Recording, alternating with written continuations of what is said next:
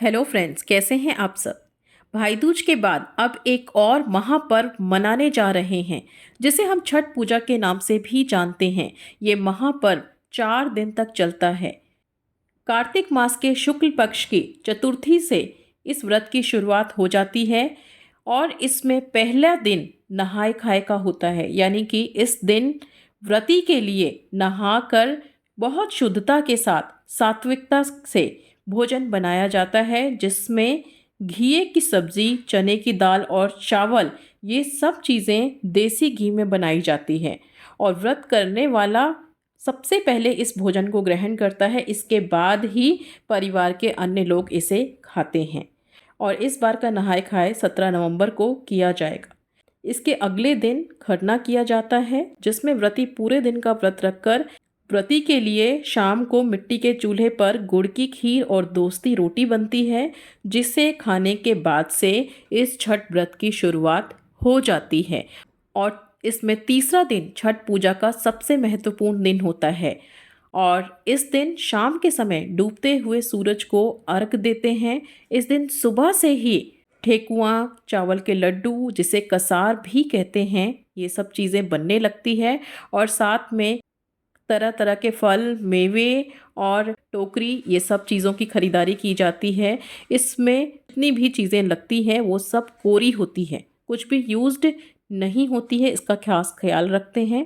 तो ये सब प्रसाद जो भी बनाता है उसे पूरे दिन का उपवास रखना पड़ता है। यानी कि ना ही वो नमक ग्रहण कर सकता है और ना ही अन्न ग्रहण करता है। पूरी तरह से शुद्धता के साथ इस प्रसाद को बनाया जाता है और इन सब प्रसाद को सूप में सजाया जाता है, जिसे हाथ में लेकर व्रती पानी में खड़े रहकर सूर्य देव को अर्घ देते हैं। इस दिन व्रती का निर्जल उपवास होता है, ना वो पानी और ना ही अन्न या फलाहार कर सकते हैं। इसके बाद 20 नवंबर को यानी कि सप्तमी तिथि को छठ महापर्व का अंतिम दिन होता है, जिसे पारण के रूप में जानते हैं। इस दिन व्रती उगते हुए सूर्य को अर्घ देकर व्रत का पारण करते हैं, यानी कि प्रसाद ग्रहण करते हैं।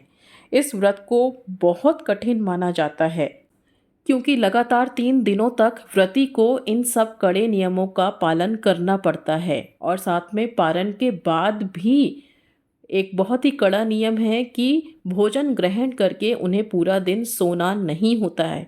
ऐसा माना जाता है कि अगर कोई भी व्रती भोजन ग्रहण करने के बाद सो जाता है तो उसके पूरे व्रत का फल नष्ट हो जाता है।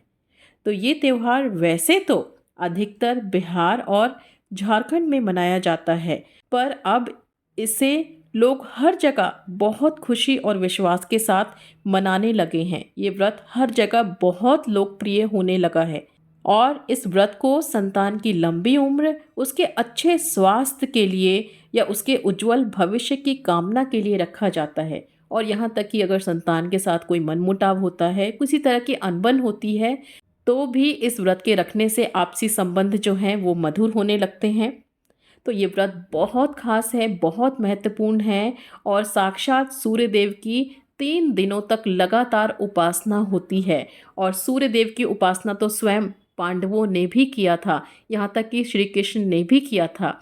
तो हर शुभ काम के लिए सूर्य देव की उपासना की जाती है। तो यहाँ पर जब सूर्य देव की उपासना उनकी बहन यानी छठी मैया के साथ की जाती है, तो आप समझ सकते हो कि ये पर्व कितना ज़्यादा खास और कितना शक्तिशाली हो जाता है आपकी हर मनोकामना को पूरी करने के लिए। तो आप सभी को छठ की बहुत सारी शुभकामनाएं। सूर्य देव का और छठी मैया का आशीर्वाद आप सबके ऊपर बना रहे। इसी के साथ छठ से रिलेटेड हर तरह की जानकारी के लिए बने रहिए इस चैनल पे। मिलते हैं अगले वीडियो में।